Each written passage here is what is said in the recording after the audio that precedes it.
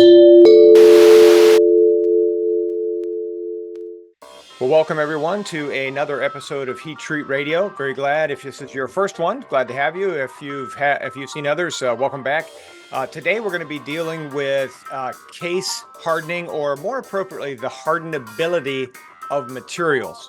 We're going to be doing so with our friend Michael Mouilleseaux from Erie Steel Treating up in the Toledo, Ohio area. Michael's been a good friend for many years and is just an excellent teacher, as well as just a great guy. So we're gonna be talking about material hardenability. Before we do, however, I would like to remind you about Heat Treat Boot Camp. Heat Treat Boot Camp is going on this year, 2024, on September 23 to 25 in Pittsburgh. And this is the place if you're a new or up-and-coming person in the heat treat industry. If you want to do a brain dump of a lot of information about the industry, about the markets, about who are the players in the industry, what are the processes, we talk about materials and resources for continued learning. This is the place to go if you're a kind of a newbie or someone who's really looking to grow in the industry. Heat Treat Boot Camp, September 23 to 25. Register at heattreatbootcamp.com.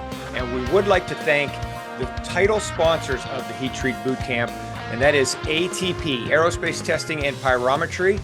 ATP can be found on the web at atp-cal, as in calibration.com, and Control Concepts. You can find them on the web at ccipower.com. And with that, I'd like to introduce you to Mr. Michael Mouilleseaux and the hardenability of materials. So what I like to do is just, can we talk through this chart and how to read this a little bit better? And if you don't mind, I'd like to ask questions about it. Sure. Okay? Because I'm not familiar with this, and I'm sure there are going to be some of our listeners and viewers who aren't, and maybe this will be just a quick tutorial on how to read these charts. All right? Go to the upper right-hand corner. First off, SAE 4320H, that's the grade of the steel that we're talking about. Correct. Okay. All right. So then the table right below that, you've got percentage C, percentage carbon, obviously. Mn is Manganese. Manganese. Thank you very much. Silica, nickel, Silicon. chrome, moly, right? Okay. So my question is, those ranges there, that's basically saying, okay, the percentage carbon back on the far left, saying, okay, the percentage carbon in 4328 goes anywhere from 0.17 to 0.23. That is correct.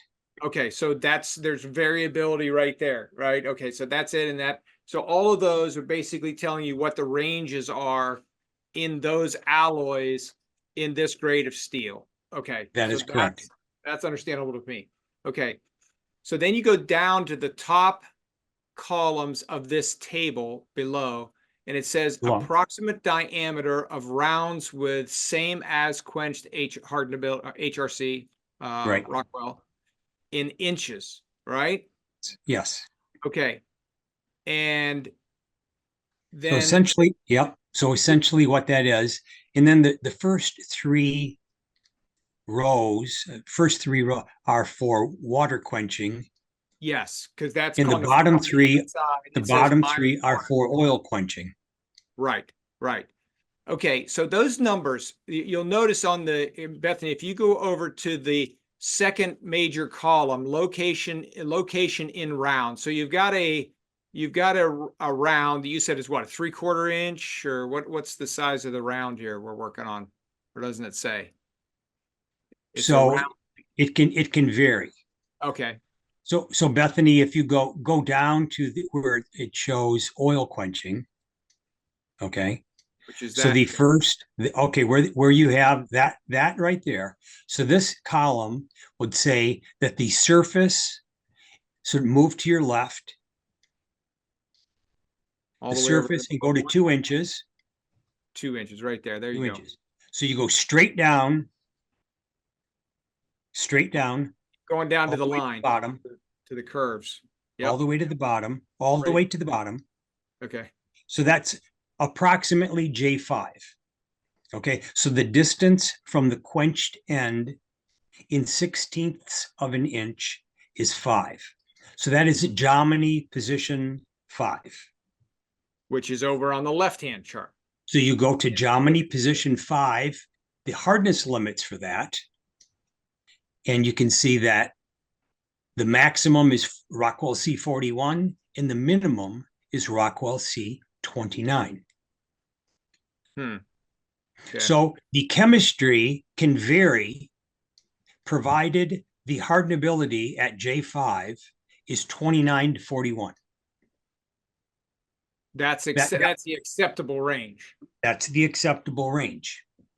Okay. So you can, that's one way of looking at it. The chemistry would allow you to do that. Okay. So now, Bethany, let's just go back to the chart on the right-hand side. And where you were at surface, move down one row to 3/4 radius and go to 2 inches. Go down one right there. Yep, 2. Okay, so right there, and you see that is Jomini position 8. 8. So the surface of a 2-inch round is Jomini position 5. The Right. 3/4 radius is Jomini position 8. So if you go to the hardness chart on the left-hand side, that would say that if you had a 2-inch round of 4320 and it was oil quenched and you check the hardness at 3/4 radius, the expectation is that it would be 23 to 34. That's 8 right there. Yes. Yes. Okay.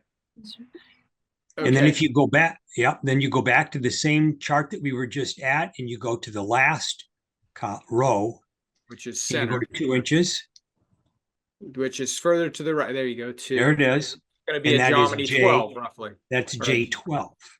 J12. So we go back to the back, and J12 is 20 to 29, and that would be in the center of the part. Right. Gotcha. So the surface of the part could be 41, 3/4 radius 34, and the center of the part would be 29. Right.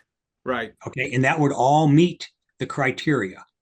Because it would be 5 would be the maximum would be 41, but you could also get at 12, you could get a 20 in the middle. Right. Right. And so that is one way to look at this chart. The other way of looking at this chart is that if I have, and you notice that it says rounds. Yeah. So there are some nuances to having flats and rectangles because they don't, if you think about it, a rectangle, the cross-sectional area of a rectangle, the hardenability is going to be determined by the direction that it is thinnest, not by the direction that it is thickest. Yeah. So if we take, for example, a gear tooth, so the chart that we just made up, the gear teeth, the root of the gear was just about a 1/2 inch, just slightly more. So if we go to this same chart, Bethany, and you go down and you'd say down more to the 3rd column. So you go to a 1/2 inch and you go straight down, and that's the J3. Okay. J3. So that's how these gears. So is a gear necessarily a round? And of course, the answer to that is no. So in complex shapes, you use this data, but you have to interpolate it in order to understand it. Yeah. So to some extent, you're going to say that the first time that I run this, I have a gear and it has the root is a 1/2 inch across, and I know that the J3 is 40. And I run this part and I'll section it and I'll measure it, and it's 40. And I'll say that's a good approximation of that. And again, experientially, you build confidence in this so that, again, it's your operation, your quenching operation in the components that you have. It allows you to interpolate these, and they become extremely useful. Okay. So is it definitive? No. Is it useful? Yes. Gives you ballparks, right? I mean, it's giving you something to maybe guardrails. It gives you a ballpark, it gives you guardrails, and I can tell you that after having run gear product and equipment, the same equipment for 10 years, I can say that it's definitive. Yeah. I can say that if I have this hardenability and I get this hardenability number for this heat, and these gears are made from this heat of steel, and it has a J3 of 42, if I'm at 38, I know something is going on other than just hardenability. Mhm. And I would suspect at that point, I would suspect my heat treatment operation. Yeah. Yeah. Okay. I have one more question about this chart, just understanding it. Yes. You've got on the grid, bottom right corner or bottom right part of this graph that takes up all the, the heavy lines, all of this stuff. Yep. You've got two plot lines on there. Yes. What are those? What do those represent? I was thinking the top one represented the water quench and the bottom one represents the oil quench, but maybe I'm not thinking No, so right. the top one represents the maximum hardenability, and Okay. the lower one represents the minimum hardenability. That's your band. Okay, those are basically your values over on the left-hand side then. All right, very good. I don't know about you, but I found that helpful. I really did never know how to read these tables. So maybe someone else will find that useful. So Sure. all right, very good. Bethany, I think we're done. What do you think? Sounds good to me. Thanks, Michael. It's All really right, Mike. Appreciate your expertise, Michael.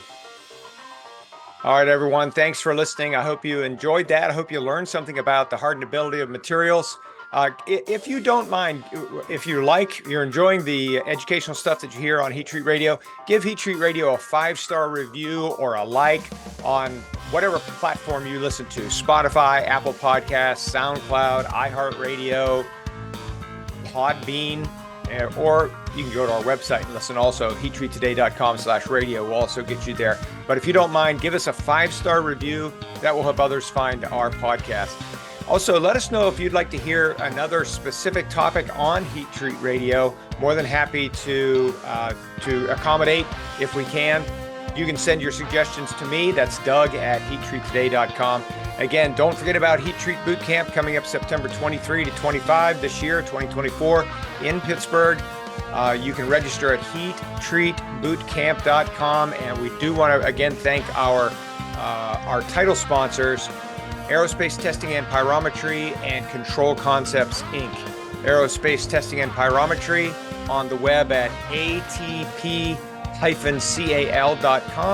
And Control Concepts, of course, is ccipower.com. So we want to thank them. This and every other episode of Heat Treat Radio is the sole property of Heat Treat Today and may not be reproduced in part or in whole without express written permission from Heat Treat Today. I'm your host, Doug Glenn. Thank you for listening.